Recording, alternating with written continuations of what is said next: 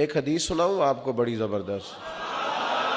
نبی کریم صلی اللہ تعالی علیہ وسلم نے ارشاد فرمایا، میری تمام امت کے گناہ اللہ تعالیٰ معاف کر دے گا، ساری امت کے گناہ بخش دے گا، سوائے اس بندے کے جس نے اپنا گناہ خود فاش کر دیا،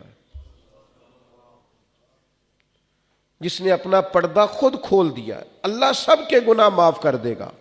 یہ بخاری کتاب الادب کی روایت عرض کر رہا ہوں۔ حضور فرماتے ہیں، بندے نے رات کو گناہ کیا، اللہ نے اس پہ پردہ ڈال دیا، پردہ پوشی کر دی، لیکن یہ ایسا بد نصیب ہے، صبح اٹھ کے لوگوں کو خود اپنا گناہ بتا رہا ہے، میں نے یہ کیا، میں نے یہ جرم کیا۔ یہ لوگ بتاتے ہیں نا، قصے کہانیاں سناتے ہیں، جی ہم جب جوان ہوتے تھے یہ بھی کیا، تم نے کیا کرنا ہے، ہم نے تو معاذ اللہ بڑا شباب کباب دیکھا، فلاں کیا فلاں کیا۔ گناہ کا اظہار بھی گناہ ہے۔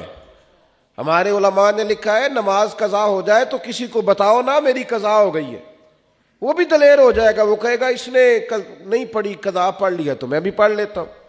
حضور فرماتے ہیں ساری امت کو اللہ بخش دے گا، سوائے اس شخص کے کہ اللہ نے تو رات اس کے جرم پر پردہ ڈالا تھا، اس نے سویرے اٹھ کے خود اپنا گناہ لوگوں کو بتا دیا، تو اس نے تو خود سزا طلب کی ہے، سزا مانگی ہے اس نے۔